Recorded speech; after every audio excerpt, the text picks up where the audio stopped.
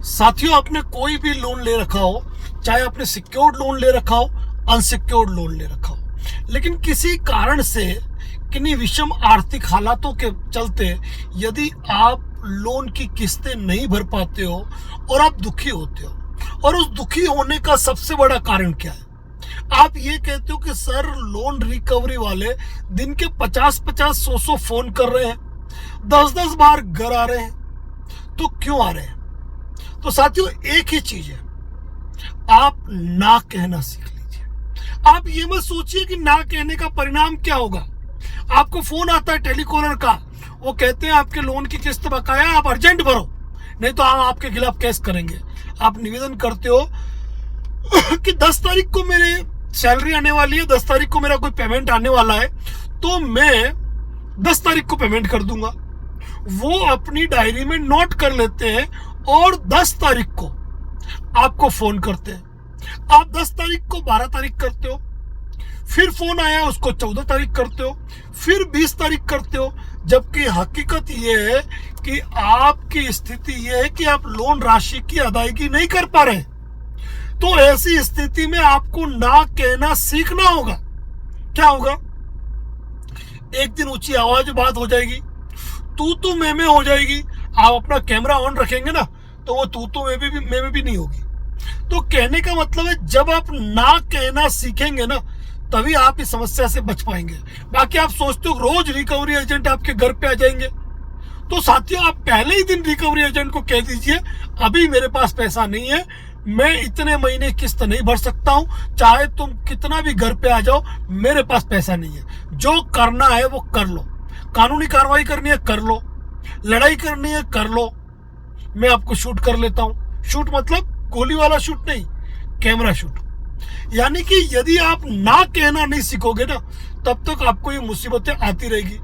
दूसरी बात, लोन की ईएमआई चुकाने के लिए नए लोन नहीं ले जाते हैं। यदि आप मल्टीपल लोन में उलझ चुके हो, 5, 10, 15 लोन हो चुके हैं, तो एक अच्छे कानूनी सलाहकार से आपको संपर्क करने की जरूरत है। क्योंकि आप रेगुलर हो तो लोन का मोरेटोरियम कर सकते हैं, रिस्ट्रक्चर कर सकते हैं, किस्तों को कम कर सकते हैं, और भी कई सुविधाएं वो प्राप्त कर सकते हैं। इसका मतलब ये नहीं होता है कि हम लोन के चक्रों में फंसे हैं तो और फंसते जाए और फंसते जाए और फंसते जाए। यानी कि आज 6 एनबीएफसी कंपनी में हम फंसे हुए हैं, उन लोनों को चुकाने के लिए हम 7वीं एनबीएफसी कंपनी को और फंसाए और खुद आफत मोल लें। ऐसा बिल्कुल मत करना।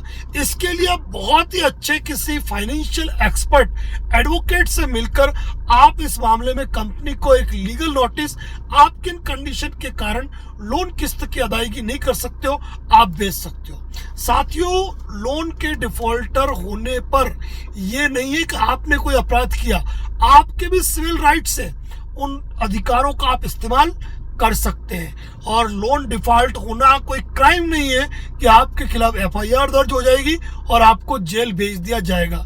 लेकिन मैक्सिमम जो लोग डरते हैं ना, वो डरते हैं रिकवरी एजेंट से। तो इसका बहुत बड़ा कारण ये है कि आपकी हाँ आपको फंसाती है। यदि आप लोन भरने की कंडीशन में नहीं है ना, तो मेरी सलाह यही रहेगी, किसी अच्छे एडवोकेट से मिलकर उसको पूरी ब्रीफ डिटेल देते हुए आप कंपनियों के रजिस्टर्ड ऑफिस, कॉर्पोरेट ऑफिस और ब्रांच ऑफिस को जरिए रजिस्टर्ड पोस्ट एक लीगल नोटिस शेयर करें कि किन कारणों से आप लोन की अदायगी नहीं कर सकते हो, और इस बाबत आप अपने एडवोकेट से इंटीमेशन लेटर भी प्राप्त कर सकते हैं। साथियों, लोन डिफॉल्ट से संबंधित कई वीडियो हमारे इस चैनल पर पोस्ट है, जहां कई प्रकार की जानकारियां दी हुई है। कॉल बुक करने की आवश्यकता ही नहीं है, आप चैनल विजिट करें, हर चीज की जानकारी इस चैनल पर दी हुई है। इसके बावजूद भी यदि आप आवश्यक समझते हैं हमसे बात करना, तो डायरेक्ट कॉल न करें, क्योंकि कॉल ऑफिशियल जो हमारे कलीग हैं उनके द्वारा उठाया जाएगा, और कॉल बुक होने पर ही आपको कॉल आता है। इसीलिए आप चैनल पर विजिट कीजिए, आपके हर सवाल का जवाब है। फिर भी यदि आप बात करना चाहते हैं तो कॉल बुक लिखकर टेक्स्ट मैसेज कर दीजिए, आपका कॉल बुक होगा, आपको खुद ब खुद जानकारी मिल जाएगी। साथियों, आपका कोई भी साथी जो लोन के दलदल में फंस चुका है ना, उसको इस वीडियो को जरूर शेयर करें ताकि वह कोई गलत कदम नहीं उठाए। धन्यवाद, प्रणाम।